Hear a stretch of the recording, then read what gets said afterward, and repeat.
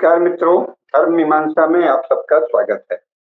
कृष्णाय वासुदेवाय हरये परमात्मने प्रणतः क्लेशनाशाय गोविंदाय नमो नमः। वसुदेव सुतं देवं कंसचाणूरमर्दनं देवकी परमानंदम कृष्णं वंदे जगद्गुरुम्।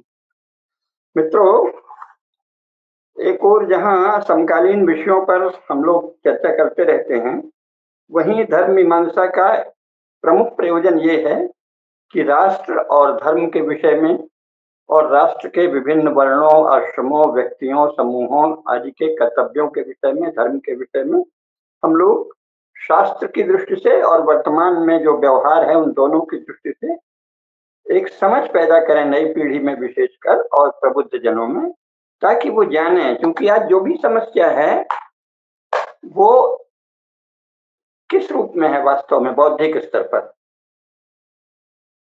अब सामान्यतः है जो लोग कुछ नहीं जानते वो तो फट से कह देंगे अरे सब हम जानते हैं, बड़ा भ्रष्टाचार है, या मोदी जी बहुत देशभक्त हैं और जो भी कर रहे हैं श्रेष्ठ ही करेंगे और महान ही हैं, और चुप रहो, इस बात में क्यों टोकते हो, उस बात में क्यों टोकते हो, समझते नहीं हो, तुम शासन कर सकते हो क्या, मोदी ने करके दिखाया है, मोदी करेंगे, चुपचाप उनको वोट दिए जाओ। तो दूसरा कहेगा नहीं नहीं, मोदी देश का नाश कर रहा है। ये सब जो चलता है ये क्या है, इसको हमारे शास्त्रों में तो इसको पामर जन कहते थे, भगवान बुद्ध ने इनको इतर जन कहा है, और आज की भाषा में ये आम आदमी की भावोच्छ्वसित बातें हैं। इसका कोई बौद्धिक आधार नहीं होता। सामने जो दिख रहा है, आप कहेंगे सामने दिखता है, तो जैसा मैंने अनेक प्रसंगों में अनेक बार समझाया है, भारतीय दृष्टि में ही, भारतीय दर्शन में ही इस बात की सबसे गहरी समीक्षा है कि जो दिख रहा है वो क्या दिख रहा है। तो घट रही घटना, कोई घटना घट रही है और आप उसे देख रहे हैं, ये दोनों जीव के स्तर पर साथ साथ है। कोई भी घटना घट रही है तो वस्तु जगत में जैसी घटना घट रही है और आप जैसे उसे देख रहे हैं, दोनों का संयोग होता है। सांख्य दर्शन, योग दर्शन के संदर्भ में हमने इसको बहुत शास्त्रीय भाषा में बताया है कि वस्तु तत्व और बुद्धि तत्व साथ साथ चलते हैं, और इसीलिए हम जो भी देखते हैं, जो भी हमें ज्ञान प्राप्त होता है, जबकि आप पूर्ण साधक कृतंबरा प्रज्ञा युक्त योगी न हो जाए तो आपको वो दिखता है जो आपके आपकी बौद्धिक संरचनाएं साथ साथ हैं हर चीज को देखने की। इसीलिए शिक्षा का क्या सिखाया जाता है, कैसे सिखाया जाता है, इसका बहुत महत्व है। इसीलिए भारत में सदा शिक्षा शासन के नियंत्रण से परे रखने पर बल दे दिया जाता है। तो शासन से नियंत्रित शिक्षा में जो शासक चाहते हैं केवल वही सिखाया जाता है। और इसका एक दृष्टांत हमारे शास्त्रों में क्या मिलता है, पुराणों में हिरण्यकश्यप है ना, कि वो उसके राज्य में प्रहलाद का जो पिता था वो बड़ा प्रतापी सम्राट था, पर वो उसके राज्य में वही पढ़ना पड़ता था जो वो चाहता था। तो शास्त्र क्या बताते हैं, अगर कोई शासन शिक्षा पर सरकारी नियंत्रण कर रहा है तो वो राक्षसी शासन होता है। केवल राक्षस लोग शासन पर, शासकीय शिक्षा पर शासकीय नियंत्रण रखते हैं, क्योंकि शिक्षा से ही तो मनुष्य का मन और बुद्धि बनती है ना। आप किसी चीज को क्या समझते हैं, कैसे देखते हैं, कैसे विश्लेषण करते हैं, कैसे किस निष्कर्ष पर पहुंचते हैं, ये सब क्या होगा जो आपको शिक्षा मिली। तो इसलिए शासन से नियंत्रित शिक्षा राक्षसी समाज का लक्षण है या राक्षसी शासन का लक्षण है। खैर वो अभी विषय आज का नहीं है। विषय ये है कि आप जो भी देखते सुनते हैं, अगर सरकार ने शिक्षा पर नियंत्रण कर रखा है, सरकारी विभाग, सरकारी अधिकारी, सरकारी सचिव और मंत्री तय करते हैं कि विश्वविद्यालय को नियंत्रित करने वाली संस्था कैसी हो, विश्वविद्यालय नियंत्रण मतलब यूजीसी कैसा हो, विश्वविद्यालय अनुदान आयोग नाम दिया है लेकिन असल में वो नियंत्रण आयोग है। और तमाम तरह के शिक्षा विभाग हैं, उनमें नीचे से लेके जिला अधिकारी से लेके डायरेक्टर तक होते हैं हर प्रदेश में, डायरेक्टर ऑफ एजुकेशन है ना।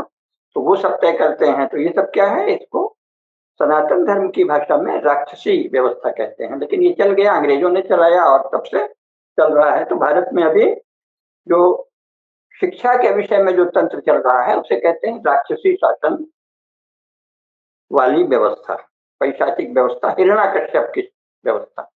तो हम लोग शिक्षा की दृष्टि से हिरण्यकश्यप के ही राज्य में रह रहे हैं, जहाँ ये कहा जाता है कि वही पढ़ो जो सरकार पढ़ाती है। लेकिन इसमें एक परिवर्तन आ गया है तकनीकी ढंग से। ये जो सोशल मीडिया और इलेक्ट्रॉनिक आदि जो महान भारत विश्व के महान वैज्ञानिकों ने ये जो खोजें की हैं, इसका सारे मानव जाति को लाभ हो रहा है। तो इसमें उसमें भी गूगल हो, विकिपीडिया हो, कोई भी माध्यम हो, उसमें भी वो कोशिश करते हैं, जो उसका फीडबैक देता है, जो उसमें ज्यादा रुचि लेता है, वो कोशिश करता है कि अपनी बात करें। लेकिन उसमें इतना स्पेस है क्योंकि वो अमेरिकी बुद्धि से चला है। तो अमेरिका में यूरोप की तुलना में थोड़ी अधिक स्वतंत्रता दी गई है। तो यूनाइटेड स्टेट्स ऑफ अमेरिका में, हालांकि उन्होंने मूल अमेरिकी निवासियों को मार डाला, बहुत ही हत्या का काम किया, पिटाट का काम किया, लेकिन आपस में वो काफी छूट दिए हैं। तो उसमें से ये निकल रहा है, कुछ अच्छी वैज्ञानिक खोजें जो हैं उनके द्वारा आप सारे संसार से कम्युनिकेट भी करते हैं, उसका जानकारी भी प्राप्त करते हैं। तो इससे शासन के नियंत्रण से परे भी है। लोकतांत्रिक देशों में, पश्चिमी यूरोपीय आदि में तो शिक्षा जो है वो वहां के मुख्यतः चर्च तथा दूसरे एनजीओ से संचालित होती है। शासन उसमें थोड़ा ही नियंत्रण करता है। संपूर्ण पश्चिमी यूरोपीय देशों में शिक्षा मोटे तौर पे चर्च के द्वारा नियंत्रित है। ऑक्सफोर्ड, कैम्ब्रिज, ये सब यूनिवर्सिटी चर्चेस की यूनिवर्सिटी, क्रिश्चियन चर्च है ना, कैथोलिक या प्रोटेस्टेंट, वहां प्रोटेस्टेंट चर्च है, कई कैथोलिक हैं। तो चर्च यानी रिलीजियस क्षेत्र के लोग शिक्षा को नियंत्रित करते हैं। भारत में शिक्षा केवल विद्वान लोग नियंत्रित करते थे, रिलीजियस लोग उसमें उसका लाभ लेते थे, अपने अपने पंथ, अपने अपने मठ, अपने अपने वाद की शिक्षा देने के लिए। लेकिन सामान्य शिक्षा पूर्णतः विद्वानों पर निर्भर थी और विद्वान समाज पर निर्भर थे। तो समाज उन्हीं को आदर देता था जो उसकी अपनी ज्ञान परंपरा, उसकी अपनी शास्त्र परंपरा, उसकी न्याय परंपरा, उसकी बुद्धि परंपरा को प्रश्रय दें। ये चलता था 1947 तक। जो हिंदू राज्य थे उसमें यही चल रहा था। यानी इंदौर है, ग्वालियर है, त्रावणकोर, कोचीन है, जयपुर है, जोधपुर, बीकानेर, जैसलमेर,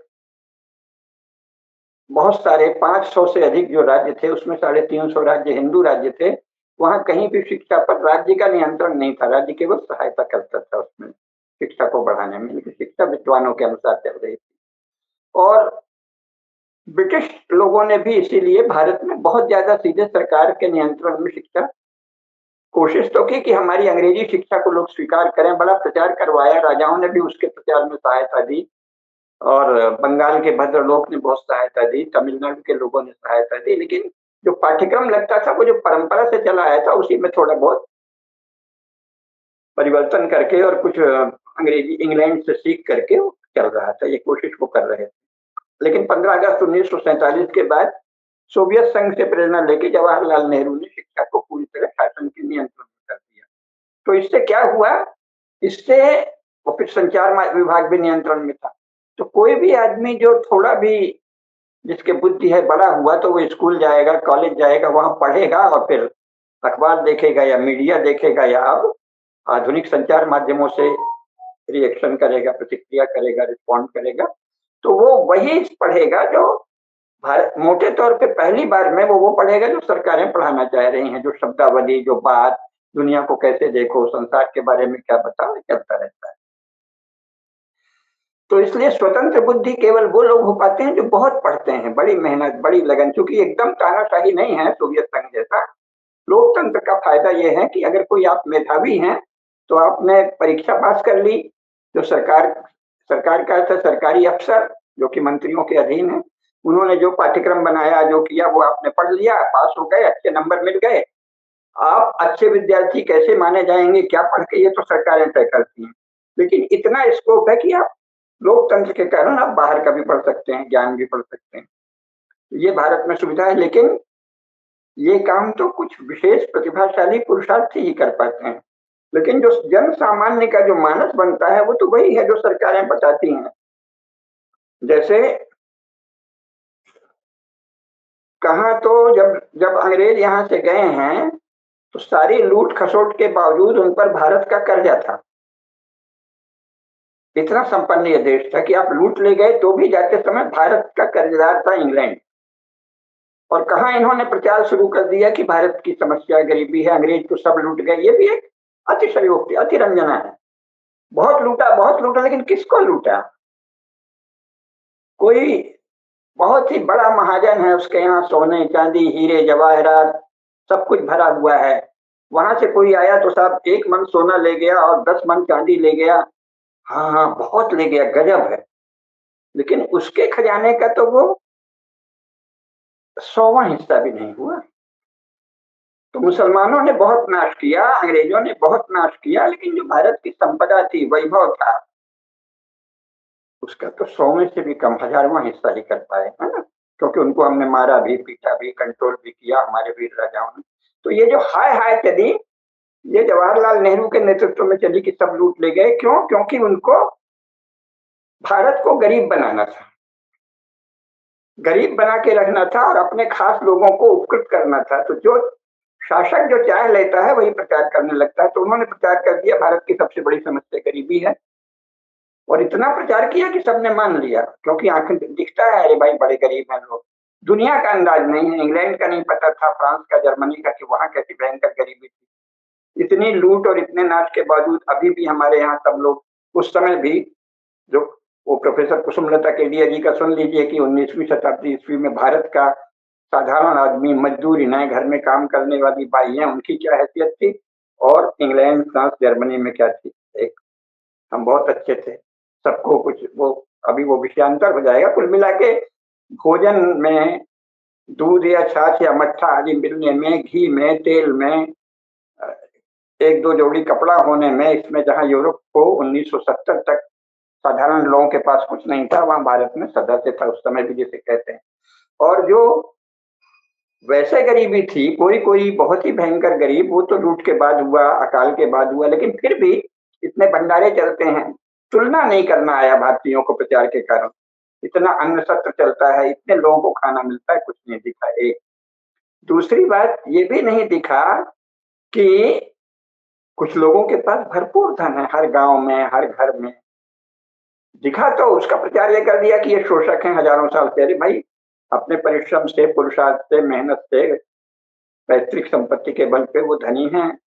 और हमारे यहाँ क्या करते थे, उनको दान देने की प्रेरणा देते थे। दान, आपके पास बहुत धन है तो अपने आसपास दान दीजिए, इष्ट और पूर्त कर्म करिए। तो एक वो तरीका था कि धन का वितरण होता रहे। इनको ये नहीं पसंद था। इन्होंने धन के वितरण का तरीका ये बताया कि बहुत गरीबी है, बहुत गरीबी है, हम और टैक्स बढ़ाएंगे, सारा टैक्स तो टैक्स सरकारी खजाने में जमा करो, सरकार उसमें तय करेगी कि किसे क्या मिले। तो ये उद्देश्य क्या था? उद्देश्य था भारत की सारी संपत्ति को अपने कंट्रोल में लेना, और किसको देंगे हम, किसको नहीं देंगे, ये तय करना, है ना? तो ये तो राक्षसीपन है हमारे शास्त्रों के अनुसार, पूरा राक्षसीपन है। लेकिन प्रचार ऐसा हुआ कि लोगों ने कहा कि अरे, है ना, सरकार कर रही है ऐसा। प्रचार के बल पे उसकी महिमा गा दी गई। समाजवाद, समाजवाद, समाजवाद में सब समाज सुखी हो जाए। संसार में कहीं समाजवाद से समाज सुखी नहीं हुआ है। सोशलिज्म जिसे कहते हैं, उसके द्वारा लोग गरीब हुए हैं, कंगले हुए हैं, लुटे पिटे हैं, भयंकर अत्याचार हुआ है, हत्याएं हुई हैं करोड़ों की। अब तो ये सब तथ्य सामने है। लेकिन 1989-90 तक, जब तक ये तथ्य सामने नहीं था, सोवियत संघ का विघटन नहीं था, तो यहाँ कॉलेजेस में, यूनिवर्सिटी में, कैंपस में, पार्टियों के, सोशलिस्ट कम्युनिस्ट आदि पार्टियों के सम्मेलन में, सब जगह क्या चलता था? अरे, सोवियत संघ में सब गरीबी मिट गई है, सब बहुत सुखी हैं, और हमको तो बस, हम ऐसी सरकार लाएंगे जो कि सभी धनी लोगों का धन छीन लेगी और गरीबों में बांट देगी। वो राहुल जो है ना, वो अभी भी ऐसी बातें करता है। मतलब वो तो खैर एक अपवाद रूप में मूर्ख है। संसार में कम्युनिज्म की असलियत खुल जाने के बाद भी वो तो खैर एक नमूना है कि कोई धनी घर में पैदा, थोड़ा कथित शिक्षा प्राप्त, 10वीं 12वीं तक प्राप्त कोई युवक भी, युवक जो अब प्रौढ़ और वृद्ध हो चला है, वो भी ऐसी बकवास कर सकता है कम्युनिस्टों की नकल में। लेकिन वो एक अलग बात है। लेकिन सारा ये प्रचार होता रहा कि सरकार धन बांट देगी गरीबों को सुखी कर देगी। और जब सोवियत संघ का विघटन हुआ तब पता चला कि रूस और चीन में भयंकर भुखमरी है, कंगाली है, तो उस रास्ते पे हमारा क्या होगा। तब थोड़ा पश्चिमी यूरोप के रास्ते पे चले थे। तो अभी उद्देश्य आर्थिक नहीं है, ये बताना है कि सरकारी प्रोपेगेंडा सच को झूठ और झूठ को सच दिखा सकता है मॉडर्न गवर्न गवर्नेंस में, मॉडर्न गवर्नमेंट में, मॉडर्न शासन में। ऐसा क्यों है, इस पर थोड़ी बात करेंगे, है ना। तो कौन गरीब है, कौन पिछड़ा है, कौन अगला है, ये तय करेंगे कौन, शासक, जो कि लोगों से बातें करके कि हम सबका भला करेंगे, हमको हमारी पार्टी बहुत अच्छी है, न्याय लाने वाली है, ऐसा कह के इसे कहेंगे लोक भाषा में कि लोगों को बरगला कर, और आधुनिक राजनीतिक भाषा में कहेंगे कि लोगों को मोबिलाइज करके किसी दिशा में जो जीत जाते हैं, और फिर वो वहां जाके कहते हैं हम जज बनेंगे, जबकि संविधान के अनुसार वो जनप्रतिनिधित्व अधिनियम के अंतर्गत उनका चुनाव होता है और वो जनप्रतिनिधि हैं। लेकिन वहां जाके वो कहते हैं कि हम तय करेंगे कौन गरीब है, कैसे किसका उपकार करें, कौन अगड़ा है, कौन पिछड़ा है, किसके साथ अन्याय हुआ है शताब्दियों इतिहास में, हम जो पढ़ा दें अपने चेलों के द्वारा, अपने चमचों के द्वारा, अपने चाटुकारों के द्वारा, अपने गुलामों के द्वारा, जबरन जो किताब में छपवा दें वही सत्य है, और उसके आधार पर तय हो जाएगा कि कौन अगड़ा है, कौन पिछड़ा है। तो ऐसी भयंकर, यानी आप गए थे अपने अपने क्षेत्र के लोगों के प्रतिनिधि बनकर वोट में जीते, जनप्रतिनिधित्व अधिनियम, और वहां जाके जज बन गए। आप तय करने लगे कि कौन अगड़ा है, कौन पिछड़ा है ना। और फिर ये भी तय करने लगे कि किसको क्या देना चाहिए, सरकार किसको क्या दे, ये जो चुन के गया है वो तय करेगा। और उचित क्या है, अनुचित क्या है, ये भी वही तय करेगा। यानी धर्माचार्य भी वही बन गए कौन, जो शासक हैं। धर्म धर्म का निर्णय, धर्म धर्म हमारे यहाँ शुरू में जो अंग्रेजी का प्रारंभिक अनुवाद हुआ था, तो धर्म को ड्यूटी कहा जाता था या वर्च्यू कहा जाता था। यानी धर्म क्या है, अधर्म क्या है, ड्यूटी क्या है, और नेग्लिजेंस क्या है, कर्तव्य की विमुखता क्या है, ये सब जो तय करे वही धर्म का आचार्य है। तो हमारे सारे ही एमएलए और एमपी और विशेषकर सारे ही मिनिस्टर और चीफ मिनिस्टर और प्राइम मिनिस्टर धर्माचार्य से भी बड़े धर्माचार्य हो गए। वो तय करते हैं कि क्या सही है क्या गलत, और ऐसा बना दिया नेहरू के समय से, और अब वो ढर्रा चल रहा है, सारी पार्टियां उसी को चलने देती हैं कि हम धर्माचार्य से भी बड़े धर्माचार्य हैं और जज से बड़े जज हैं। जज तो बाद में करेगा, हम बताएंगे जो कानून, उसके अनुसार जज फैसला देगा। तो ये धर्माचार्य भी हम ही हैं, जज भी हम ही हैं, ये संविधान में नहीं लिखा है, लिखित नहीं है, लेकिन उसमें से निकाल लिया। क्यों, आप ही गए हैं, संविधान आपने ही बनाया है, फिर आप ही शासन में गए हैं, आप उसकी कोई भी व्याख्या कर लें। तो ये स्थिति क्यों आई है, अभी बात केवल ये है कि भारत में जनप्रतिनिधित्व अधिनियम के अंतर्गत अपने अपने क्षेत्र के प्रतिनिधि होते हैं, और मुख्यमंत्री संपूर्ण प्रदेश का उस अर्थ में प्रतिनिधि मान लिया जाता है, और प्रधानमंत्री संपूर्ण राष्ट्र के, और राष्ट्रपति तो संपूर्ण राष्ट्र के हैं ही। लेकिन फिर वो वहां पहुंच के जनप्रतिनिधि नहीं रहते। प्रतिनिधि कौन होता है, हमारा प्रतिनिधि कौन है, हम किसी को भेजेंगे। मान लीजिए मुझे आज वार्ता करनी है, फिर मैं नहीं वार्ता कर रहा हूं तो मैं किसी को कह देता हूं। मान लीजिए कोई हमारा अच्छा शिष्य है ना, सुरजीत पाल है, अच्छा युवक है, अंग्रेजी भी पढ़े है, संस्कृत भी पढ़े है, मैं उसको कह देता हूँ जा तू हमारी ओर से बोल दे, तो वो हमारा प्रतिनिधि हो गया। जनप्रतिनिधि कौन है, जो हमारी ओर से हम जो चाहते हैं, हमने जो सिखाया है, हम जो बोल रहे हैं वो बोले, वो जनप्रतिनिधि। कोई भी MLA, MP, minister, chief minister, prime minister जनप्रतिनिधि, कानून में जनप्रतिनिधि है। वहां जाके बताता है ये अगड़ा है, वो पिछड़ा है, हम इसे दबाएंगे, हम उसे हटाएंगे। तो वो क्या हुआ, धर्माचार्य और जज बन गया। तो ऐसा क्यों है,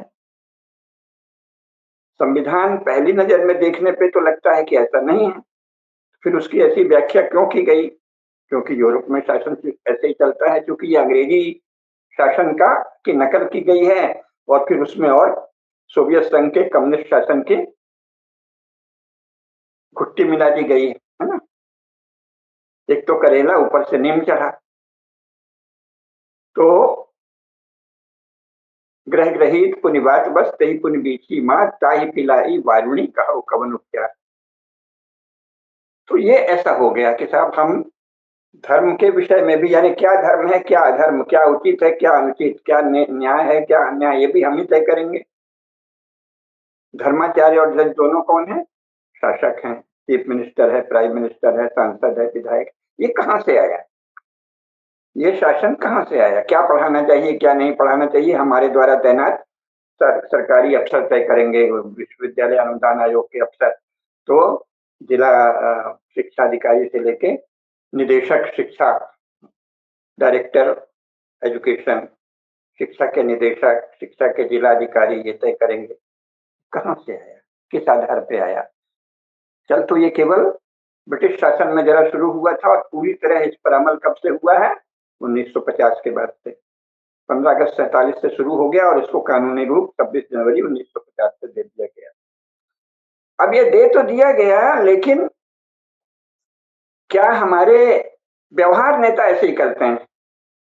सभी पार्टियों के नेता शासन में आने पर धर्माचार्य और जज की भूमिका निभाने लगते हैं जज, लेकिन संविधान में तो ऐसा नहीं है और वो अपने को ऐसा कहते भी नहीं।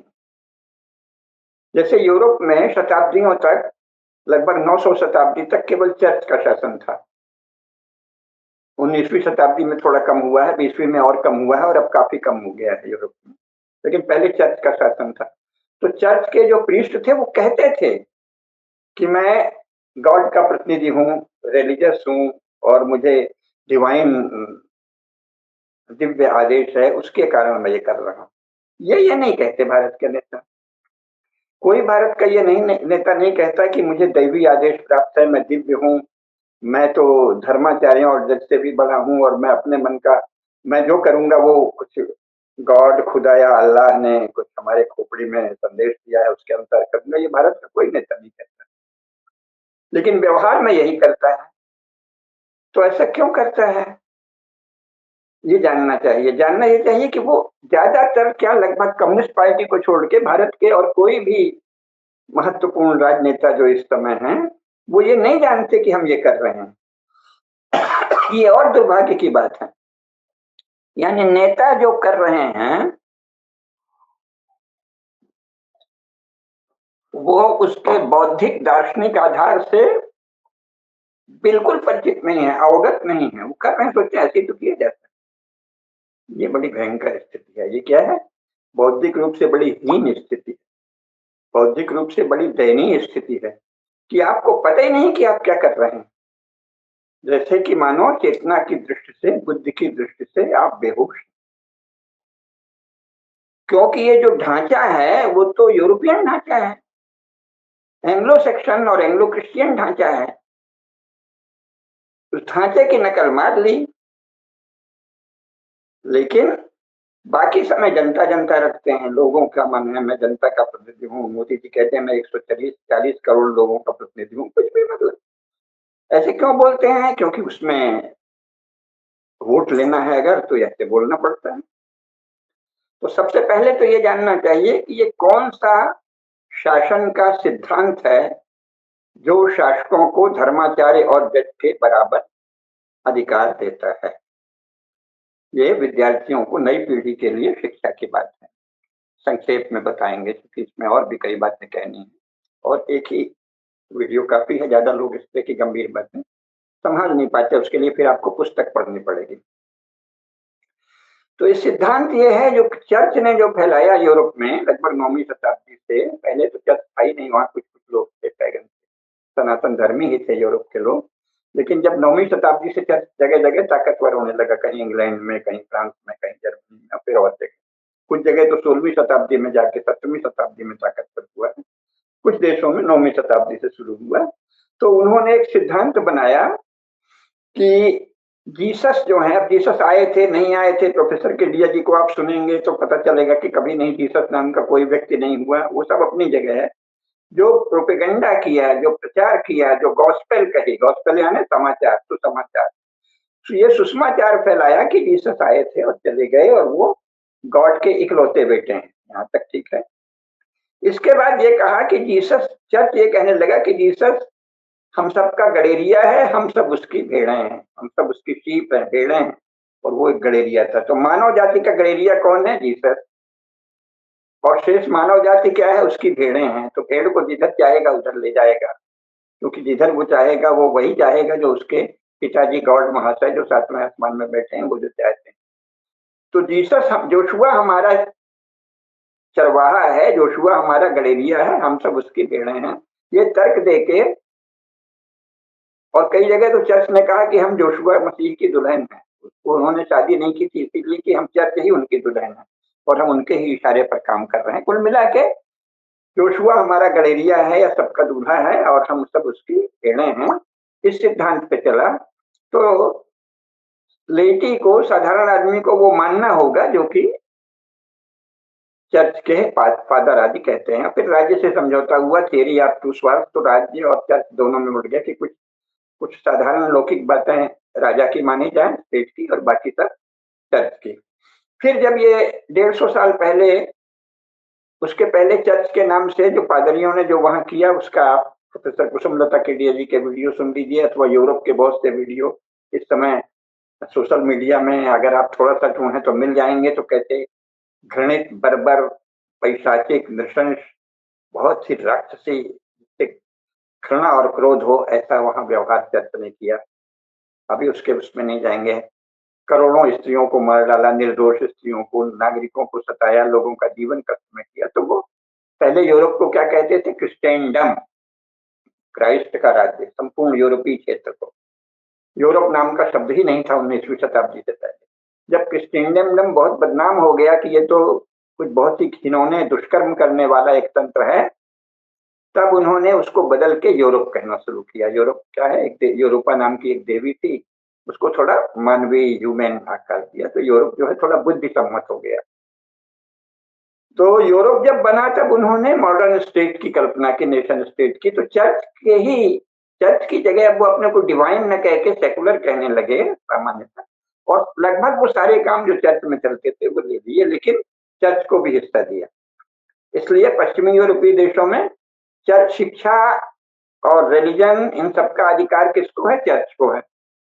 लेकिन बाकी जो है, भवन बनाना, सड़क बनाना, तालाब बनाना, अन्य जो नागरिक व्यवस्थाएं करना और प्रतिरक्षा, रक्षा, डाकतार, संचार आदि सब जो है व्यापारिक नीतियां, ये सब स्टेट बनाता है। लेकिन वो चर्च के परोक्ष अनुशासन में ही बनाता है। चर्च का बहुत दबाव है अभी। तो उस तरह से चलता है। थियरी ऑफ टू स्वॉर्ड्स, यानी दो तलवारों का सिद्धांत व्यवहार में चल रहा है।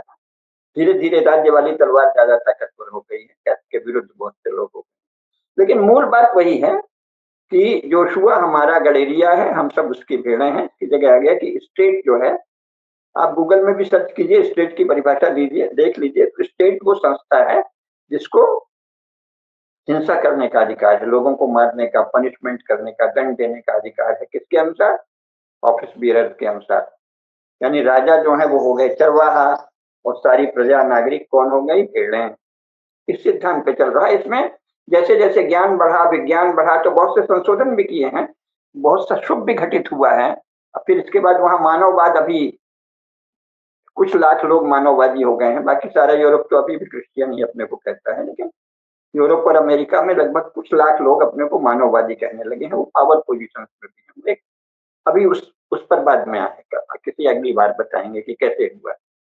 लेकिन मुख्य बात यह है कि मोटे तौर पे जो मॉडर्न स्टेट है उसने चर्च की जगह ले ली। तो वो टोटल कंट्रोल करता है और उस कंट्रोल को एक्सरसाइज करने के लिए हिंसा करता है। इसी के अंतर्गत ये सब इंग्लैंड, फ्रांस, जर्मनी, पुर्तगाल, स्पेन, स्विट्जरलैंड, स्वीडन, नॉर्वे, ये सब से लेके यूनाइटेड स्टेट्स ऑफ अमेरिका तक काम कर रहे हैं। फिर इन्होंने वही जो डिवाइन कमांड था कि हमको सारे संसार में जोशुआ मसीह का संदेश फैलाना है, उसकी जगह अब मान कुछ कहने लगे कि सारे संसार का उद्धार करना है, वहां सिविलाइजिंग मिशन है, सभ्यता फैलानी है। शब्द बदलते रहते हैं और सारे संसार में सभ्यता बनानी। इसलिए उन्होंने कहीं अफ्रीका में कब्जा किया, कहीं अमेरिका में, कहीं भारत में। हम इसको सिविलाइजिंग, हम सभ्य बनाएंगे भारत को, भारत असभ्य है, सभ्य बनाएंगे। जब ये प्रतिज्ञा हो गई तो उससे पहले का जो कुछ भी शिक्षा है, धर्म है, विचार है, संस्कार है, सदाचार है, वो सब क्या हो गया, असभ्य हो गया।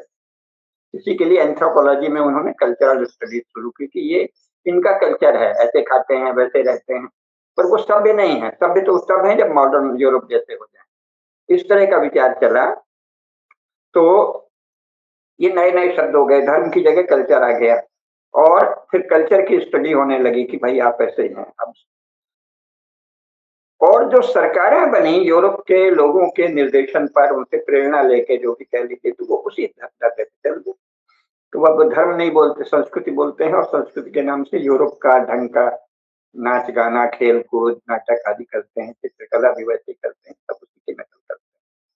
तो ये कहां से आया, इस धारणा से कि जो शासक है वो तो कुछ अति विशिष्ट है, और उस पर तुर्रा ये है कि वो अपने आप को दैवी का भी मांग नहीं करता कि हम डिवाइन है, क्योंकि डिवाइन कहेगा तो उसको जीवन में कुछ कुछ ना कुछ पवित्रता दिखानी पड़ेगी। जैसे कि संत, जितने सेंट हुए हैं क्रिश्चियन, वो बड़े हत्यारे, गुंडे और लफंगे थे, लेकिन ताकि कुछ उनको ऑस्टेरिटी, कुछ सादगी, कुछ तप, कुछ दिखाना पड़ता है ना, क्योंकि आप डिवाइन की बात करते हैं। सूफियों ने और मुल्ला मौलवियों ने गैर मुसलमानों को बहुत मरवाया, प्रेरणा दी, लेकिन अपना उन्हें कुछ ना कुछ, कोई सभी या माला जप रहा है, कोई कुछ कर रहा है, कुछ ना कुछ रोज मस्जिद जा रहा है, अल्लाह के नाम के से आगे झुक रहा है। अपने जीवन में एक अनुशासन लाना पड़ता है। तो डिवाइन, जब भी आप किसी भी तरह की दिव्यता की बात करेंगे, तो सारे पाखंड और छल के बाद भी कुछ अनुशासन लाना पड़ेगा, उससे मुक्त हो गए, डिवाइन भी नहीं है। अच्छा, तो आप डिवाइन भी नहीं है, तो आपको पावर कहां से मिली? लोगों का किसका धन किसको देना, किसका हेर फेर करना, किसको अगला घोषित करना, किसको पिछड़ा घोषित करना, इसका अधिकार आपको कहां से मिला? कुछ नहीं, नहीं, स्टेट है, स्टेट है। अब ये एक बहुत बड़ा पाखंड चला है कि राज्य को सब अधिकार है। भाई, राज्य को किस आधार पर अधिकार है? तो यूरोप में तो इस पर जो वैज्ञानिक लोग हैं, और आगे काफी वैज्ञानिक हैं जो इसका विश्लेषण करते हैं और प्रश्न उठाते हैं, इसलिए वहां का राज्य मनमानी नहीं कर सकता, लेकिन दिशा उनके पास अभी तक कोई बहुत निकली नहीं है। फिर भी राज्य को थोड़ा उदार होना पड़ रहा है। ढांचा मूल यही है। भारत में वो सोवियत संघ वाला मिला लिया इंग्लैंड के साथ, तो यहाँ जो राज्य है वो सर्वाधिकारी है, वो जो चाहे नियम बनाए, और वो मान के चलता है कि क्योंकि जो पहली, जो मैंने बताया ना, क्रिश्चियनिटी की जो मूल प्रतिज्ञा है वो ये कि जोशुआ हमारा गडेरिया है, हम सब उसकी भेड़ें हैं, और ये भेड़ें अक्सर गड़बड़ी करती हैं, इधर भाग जाती हैं, उधर भाग जाती हैं, गलत काम करती हैं, तो इसको कंट्रोल करना गडेरिये का काम है। तो उसी पर से आया कि सामान्य नागरिक स्वभाव से अपराधी होते हैं, मनुष्य स्वभाव से पापी होता है। हर व्यक्ति जो उत्पन्न हुआ वो सिनर है, पापी है, और वो अपराधी होता है, बहकता है, उसको कंट्रोल करना स्टेट का काम है।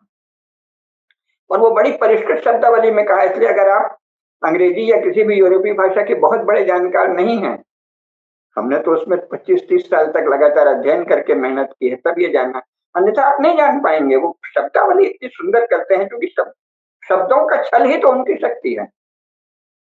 तो सामान्य शब्द छल लोग देख नहीं पाते, विशेष शब्द छल तो बिल्कुल नहीं देख पाते। तो बहुत ही सुंदर लगने वाली शब्दावली में ये सब किया जाता है कि राज्य के पास, राज्य लोक कल्याण के लिए, पब्लिक वेलफेयर के लिए बहुत सारे शब्द ये काम करता है। क्या करता है? कंट्रोल करता है। क्यों? क्योंकि लोग गड़बड़ है। अब इसमें देखो परस्पर विरोध है। एक और आप कहते हैं कि हम जनप्रतिनिधि हैं, और आजकल तो चुनाव में जैसे भाजपा वाले हैं वो तो कहने भी लगे हैं कि हमको क्या चला है, जनार्दन, जनता जनार्दन, और देवता स्वरूप मतदाताओं ने बताया है। क्यों? ये वही मूल भावना क्या है क्रिश्चियनिटी की, और ये पढ़े लिखे लोग उस पर अभी आएंगे, क्यों नहीं जानते। मूल भावना क्रिश्चियनिटी की है। क्रिश्चियनिटी की भावना बहुत ही घृणित, बहुत ही पैशाचिक, बहुत ही नृशंस, बहुत ही नीच धारणा है, जहाँ वो कहते हैं अदर्स आर हेल, दूसरे नरक हैं, हमको उनसे गुजरना है, तो बढ़िया बोलना है, मीठा बोलना है, मुलायम बोलना है, रास्ता बनाना है। शब्द छल। तो कहते हैं जनप्रतिनिधि हैं, और जाके वहां जज और धर्माचार्य बन जाते हैं। तो ये मूल वहीं से आया है कि लोगों को नियंत्रित करना है। स्टेट का काम है वायलेंस, है ना? और स्टेट को वायलेंस का अधिकार है, बाकी और किसी को नहीं। यानी आपकी पत्नी के साथ किसी ने बदतमीजी की, बहन के साथ की, बेटी के साथ की, तो आप नहीं मार सकते। स्टेट की एजेंसी को रिपोर्ट करिए, स्टेट कर देगा। स्टेट जिसको चाहे मार सकता है। वायलेंस का अधिकार केवल स्टेट को है। ये आधुनिक राज्य का सिद्धांत है। अभी इस पे और आगे बात करेंगे, लेकिन मुख्य बात यह है कि नेता ज्यादातर ये नहीं जानते, सिवाय कम्युनिस्ट पार्टी के नेता जानते थे, इसलिए वो बहुत ही व्यवस्थित ढंग से चल रहे थे। थोड़े से थे संख्या में, फिर भी एक समय उनका यूनिवर्सिटीज में और बाकी संस्थाओं में वर्चस्व हो गया। विशेषकर आपको ब्यूरोक्रेसी में बहुत से लोग कम्युनिस्ट मिलेंगे, क्योंकि उनको ये आकर्षित करता है, कंट्रोल करना, पूरी सोसाइटी को कंट्रोल करना। इसीलिए आपको भारत के बहुत सारे आईएएस और आईपीएस कम्युनिस्ट मिलेंगे, क्योंकि कम्युनिज्म जो है साधारण लोगों को स्वभाव से गलत काम करने वाला और स्वयं को उनका कंट्रोलर, नियंता मानता है, ये विचार है। तो लेकिन अधिकांश जो बाकी पार्टियां हैं वो शब्द जाल दोहराते दोहराते देवता स्वरूप हमारे मतदाताओं ने हमें जिताया है, ये भी बोलते हैं।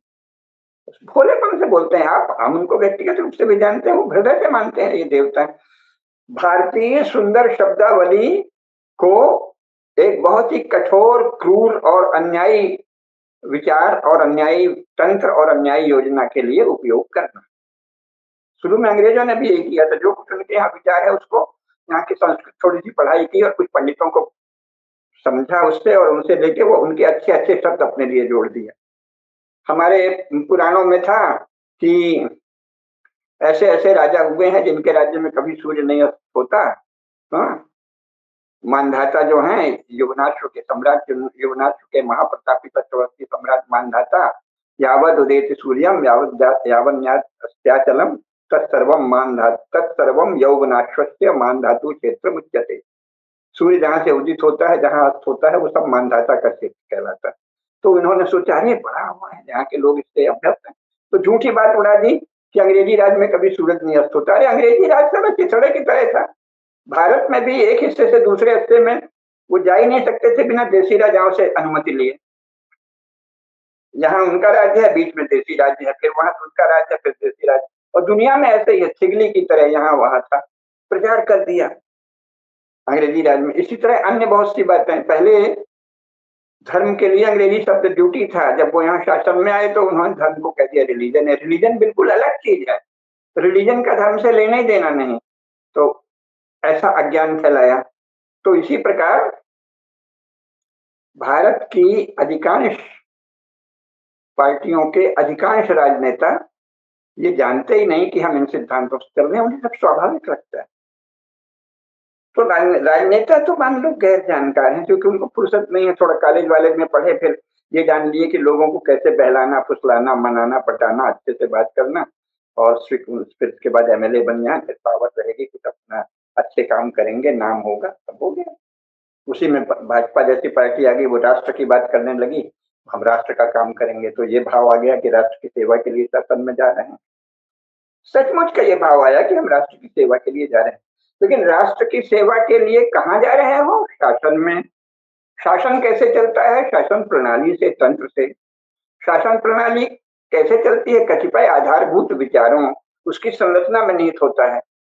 तो शासन प्रणाली तो तुमने एंग्लो क्रिश्चियन अपना रखी है, जिसमें माना जाता है कि नागरिक स्वभाव से अपराधी हैं और जो शासक है वो महान है और उनको कंट्रोल करेगा और जैसे चाहे वैसे कर दे, क्योंकि जोशुआ हमारा चरवाहा है, हम सब उसके भेड़े हैं, वही सिद्धांत चल रहा है। राज्य हमारा मालिक है, हम सब उसकी प्रजा हैं। और ऐसी प्रजा है कि राज्य, राजा जो है वो किसी धर्म से, सनातन धर्म से या किसी धर्म से नहीं चलेगा, जो चाहे वो कर लेगा। इस ऐसे ढांचे वाले शासन में जाके फिर वो जो उनके पहचान के लोग हुए, कुछ पार्टी के बड़े लोग हुए जिन्होंने उनको जिताने में मदद की, वो जो कहते हैं ये कर दो, वो कर दो, वो करने लगता है। तो नेता तो ये नहीं ही जानते, हालांकि नहीं जानते तो दबाव डालना चाहिए कि आप सच बोलिए, इसके आधार पर चुनाव लड़िए कि हम शासन में जाएंगे तो मनमानी करेंगे। किसी को भी अगड़ा घोषित कर देंगे, किसी को भी पिछड़ा, किसी को भी आरक्षण दे देंगे, किसी को भी आरक्षण से वंचित कर देंगे, कोई भी एक्ट बना देंगे कि अगर तुमने जरा सा ऐसे किया तो माता पिता का बच्चों पर अधिकार नहीं रहेगा, पत्नी का पति पर और पति का पत्नी पर अधिकार नहीं रहेगा, समाज में वर्णों और आश्रमों का कोई अधिकार नहीं रहेगा, सब हम करेंगे। ये आप चुनाव के समय तो नहीं कहते, हम तो सेवा करने जा रहे हैं। सेवा सर्विस का, चर्च की सर्विस का झूठा अनुवाद है। सेवा कौन सा करता है? शासन करने जाते हैं और पाखंड कर दिया कि हम तो प्रधान सेवक हैं और हम सेवक हैं। और फिर यही तीर्थ है। अरे भाई, तीर्थ तो भगवान के धाम होते थे। विष्णु तीर्थ, शिव तीर्थ है, राम तीर्थ है, केदारनाथ तीर्थ है, बद्रीनाथ तीर्थ है, गंगोत्री तीर्थ है, यमुनोत्री तीर्थ है, रामेश्वरम तीर्थ है, द्वारका तीर्थ है, जगन्नाथपुरी तीर्थ है। तीर्थ तो दिव्य सत्ता का वो है। आपका ऑफिस जहाँ निश्चित रूप से आर्थिक लेन देन होता होगा, सौदेबाजी होती होगी, मनमानी नीतियां बनती हो, तीर्थ कैसे हो गए? तो वो अब धीरे धीरे ये पाखंड आ गया है कि सुंदर भारतीय शब्दावली बोलना बस, और करना वो जो इस शासन से मिला, क्योंकि शासन के ढांचे में ये शक्ति दी गई है कि शासक मनमानी कर सकता है। तो नेताओं का तो ये है ही, लेकिन इस पर कायदे से कहाँ बहस होगी?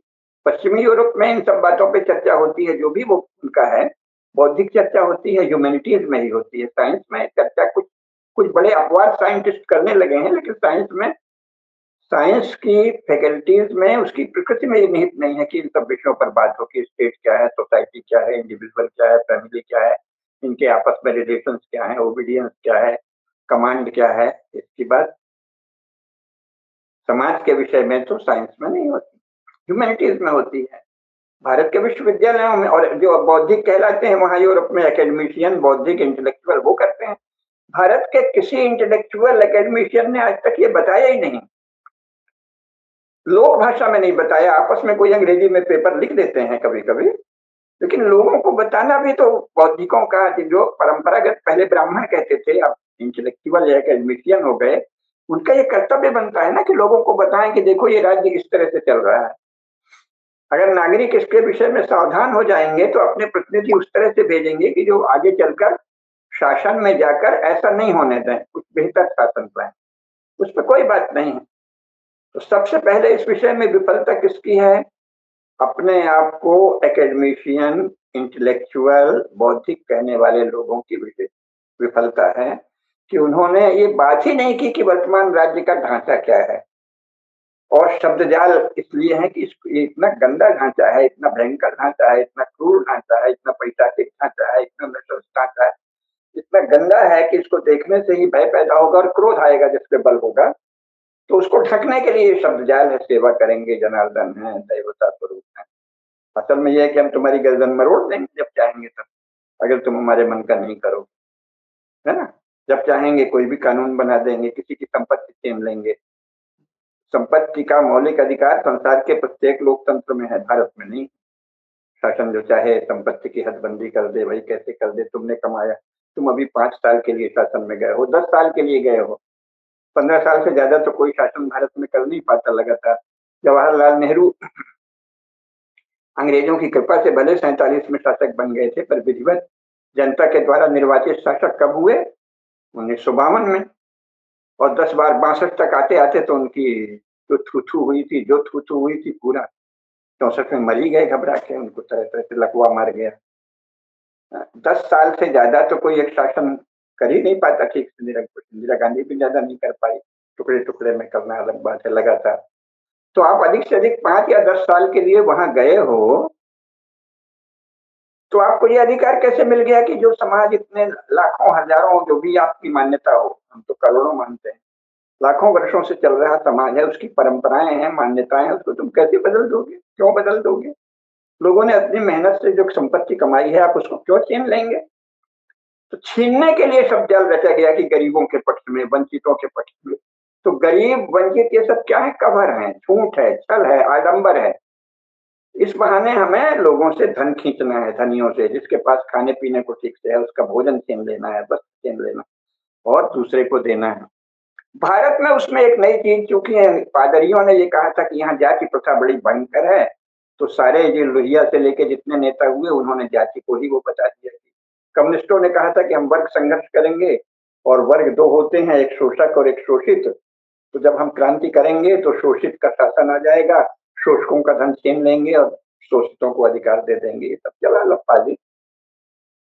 अब इन्होंने उसमें से निकाला कि वर्ग नहीं, भारत में जाति है, तो जो अगली जाति की कल्पना कर ली, ब्राह्मण है, क्षत्रिय है, वैसी अगली जाति हैं और ये पिछड़ी जाति हैं, हम शासन में आएंगे तो हम अगड़ी को अधिकार विहीन बना देंगे, उनकी सरकारी नौकरियां भी धीरे धीरे छीन देंगे, संपत्ति भी छीन देंगे, उनको पढ़ाई भी मुश्किल कर देंगे और इनको साधन देंगे पिछड़ों के। फिर तो ये कर दिया कि पिछड़ा नहीं भी पढ़े, अपनी देह को ले आए कॉलेज में, देह को बैठाल दिया स्कूल में, देह को बैठाल दिया हाई स्कूल में, देह को बैठाल दिया कॉलेज में, शरीर बैठा है, फिर उसको कुछ बुद्धि नहीं चलती, परीक्षा में कुछ भी नहीं लिखा, शून्य अंक पाया, तो भी वो, क्योंकि आपकी देह इस कॉलेज में, इस यूनिवर्सिटी में विराजी रही है इतने साल, 2 साल 3 साल, इसलिए हम आपको फलाना पद दे रहे हैं। क्या होता है, आप मेडिकल कॉलेज में, आपका शरीर 5 साल मेडिकल कॉलेज की क्लासेस में रहा, इसलिए हम आपको डॉक्टर की उपाधि देते हैं। ठीक है, आपने कोई मेडिकल बुक्स नहीं पढ़ी, आपको पता ही नहीं है संसार का, आयुर्वेद का और चिकित्सा का इतिहास, आपको ये भी पता नहीं कि भारत में चरक सुश्रुत, संसार में सबसे पहला सर्जरी शल्य चिकित्सा भारत में थी, सुश्रुत ने लिखी है। अष्टांग हृदय क्या कहता है, चरक संहिता क्या कहती है, सुश्रुत संहिता क्या कहती है। मेडिकल साइंसेज जो यूरोप में विकसित हुई है 150-200 साल में, उसमें क्या क्या हुआ है, हाँ? आपको कुछ नहीं पता, फार्मालॉजी का भी नहीं पता, मेडिकल साइंसेस का भी नहीं पता, कुछ भी नहीं पता। आप डॉक्टर हैं इसलिए कि आपने शरीर को कॉलेज में रखा कृपा करके, क्या चल रहा है? आप इंजीनियर हैं, आप प्रशासक हैं जी, आपने, आपको लॉ एंड एडमिनिस्ट्रेशन का शब्द भी लिखना नहीं आता और उसके सिद्धांत पढ़ ही नहीं सकते, बुद्धि ही नहीं चलती। ऐसा नहीं है कि किसी जाति की, हर जाति में एक से एक मेधावी है, लेकिन चुन चुन के उन जातियों के जो मंद बुद्धि लोग हैं उनको पद देना है। अरे मेरे साथ भी हर जाति के लोग पढ़े हैं, तथाकथित शेड्यूल कास्ट के लोग एक से एक मेधावी प्रतिभाशाली होते हैं। ओबीसी में तो सब भरे पड़े हैं, दिक्कत, किसी को पूरी गीता याद है, किसी को रामचरितमानस याद है, किसी को शास्त्र याद है, एक से एक मेधावी। हमारे समाजवादियों में राम सेवक यादव थे, क्या बोलते थे, तो मैं खुद मंत्रमुग्ध हो जाता था, खाया प्रवाह भाषण। और जब संचालन होता था सम्मेलनों का, एक एक व्यक्ति का नाम याद है, उसने, आपने ये कहा था, इसका ये उत्तर है, जो डिबेट होती थी, जो बहस होती थी, उसका सबका एक एक उत्तर है। अद्भुत मेधा, कोई यादवों में, कुर्मियों में, किसी भी जाति में, तेली में, नाई में, काशी में, कुंती में, एक से, नाइयों को तो कितना होशियार माना जाता है, पहले तो नाई शल्य चिकित्सक, जिन्हें ओबीसी कहा जा रहा है वो तो बहुत ही मेधावी लोग थे ना, लेकिन आप उनके जो सबसे कमजोर हैं, जो पढ़ने में, जिन्होंने 4 अंक पाए हैं, 40 अंक पाए हैं जहां 100 पाना था, उनको आप आगे बढ़ाते हैं। इसका मतलब आप, यानी जो शासक हैं वो मंदबुद्धि लोग चाहते हैं ताकि वो उनको दबा सकें अपने सहारे के। इस पे कोई डिबेट ही नहीं है। क्यों? सबसे पहले तो ये जो एकेडमिशियन और इंटेलेक्चुअल बनते हैं, जो चैनल्स और अखबार उसके बाद बहुत नीचे स्तर पर आते हैं, लेकिन उसके पहले जो बड़े बड़े विश्वविद्यालयों के बौद्धिक हैं, उन्होंने बहस ही नहीं की कि चल क्या रहा है, इस शासन के, जो शासन है, जो चल रहा है, उसके सिद्धांत क्या है, किन सिद्धांतों पर चल रहा है भारत का शासन, और जो कहा जा रहा है उसमें और इसमें क्या फर्क है, कोई चर्चा नहीं की। तो नतीजा ये है कि जो चुन के जाते हैं नेता, वो व्यवहार में जज और धर्माचार्य से भी बड़े अपने को बना लेते हैं। कौन अगला है हम बताएंगे, कौन पिछड़ा है हम बताएंगे। अच्छा, पहले शेड्यूल, पहले केवल अनटचेबल के साथ बड़ा अन्याय हुआ, किसने कहा? भीमराव अम्बेडकर जी ने। फिर कोई और बढ़ के आए तो शेड्यूल कास्ट बना दिया, 14% के साथ बड़ा अन्याय हो रहा। फिर और कहा नहीं नहीं, सारे जो जंगलों में वनवासी रहते हैं वो शेड्यूल ट्राइब है, उनके साथ भी बड़ा अन्याय हो रहा, चलो 22। फिर ये और जोड़ दिया कि साहब 56% और के साथ भी बड़ा अन्याय हो रहा है, और उसमें शब्द जाल ऐसा कि यद्यपि 56 के साथ हो रहा है पर हम 27.5 रिजर्वेशन चाहिए। छल छल, किसको ठग रहे हैं? अरे तुम कब से तुम शोषित थे भाई, कब से तुम उपेक्षित थे? तुम्हारे पास तो गाय हैं, बैल हैं, भैंसे हैं, बकरी है, ऊंट है, घोड़े हैं, खेती है, सैकड़ों सैकड़ों एकड़ की खेती है, कृषि है, कृषि पशु है, कृषि भूमि है, संपत्ति है, शिल्प है, हुनर है, सम्मान है, शासन है, बहुत सारी जागीरें थी। कैसे थे? कुछ भी बोलना, झूठ चल, झूठ चल। वो पिछड़े हैं, हमने मंडल आयोग बना दिया, फिर पिछड़ा वर्ग फिर आयोग बना दिया। तो ये क्या है? राज्य का उपयोग जज के दायित्व के लिए करना, तय करना कि कौन अगड़ा है कौन पिछड़ा, ये हम बताएंगे जो हम कभी ना लॉ विधि पढ़े, ना भारत का विधि पढ़े, ना यूरोप के लॉ पढ़े, ना हमने कोई वस्तु स्थिति का अध्ययन किया, ना हमारी आंख खुली नहीं है, हमको नशे में है हम कि हम पावर में आ गए हैं, कानून बना दिए, ये अगड़े हैं, ये पिछड़े हैं। अभी हमने कहा कि वो अंग्रेजों की रिपोर्ट आई थी, उसमें लिखा है कि 19वीं शताब्दी के आरंभ में हर जाति के बच्चे पढ़ते थे और हर जाति के लोग पढ़ाते थे, शिक्षक होते थे, छात्र होते थे। उसकी स्वयं अंग्रेजों की रिपोर्ट है। हर गांव में एक पाठशाला होती थी, सब लोग पढ़ते थे। ये भी उस पुस्तक के बारे में भी भाषण दे देंगे, बहुत पुस्तक ऐसे भारत महान था। फिर उसके बाद कह देंगे शताब्दियों से अन्याय हो रहा है। तो ये धर्माचार्य, जज और पागल विक्षिप्त तो कुछ भी कर दे, तीनों की भूमिका नेता निभा रहे हैं। ये क्या है?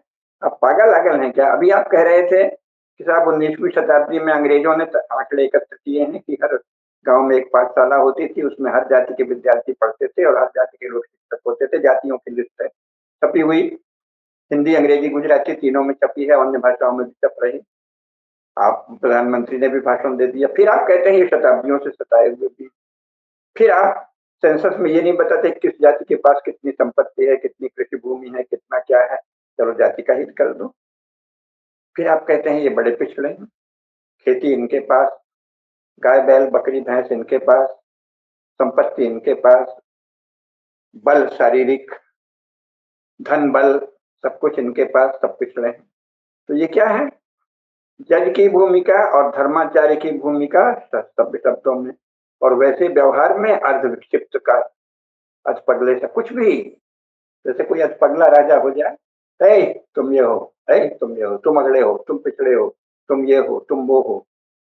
ये क्या चल रहा है?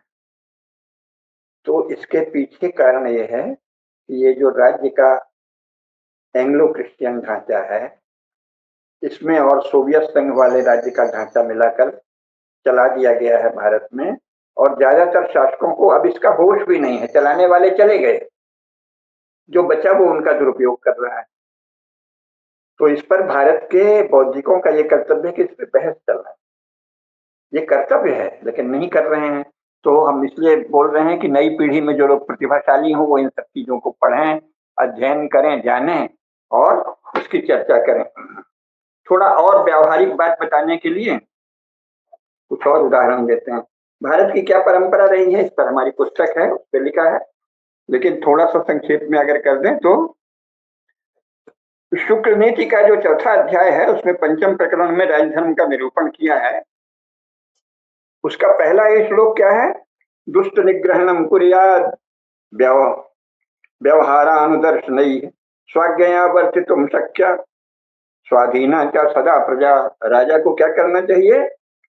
समाज लोक व्यवहार निरंतर चलता रहे, अपने ढंग से समाज चलता रहे, उसको जो बाधित करने वाले दुष्ट हैं उनका निग्रहण करे, दुष्टों को दंडित करे।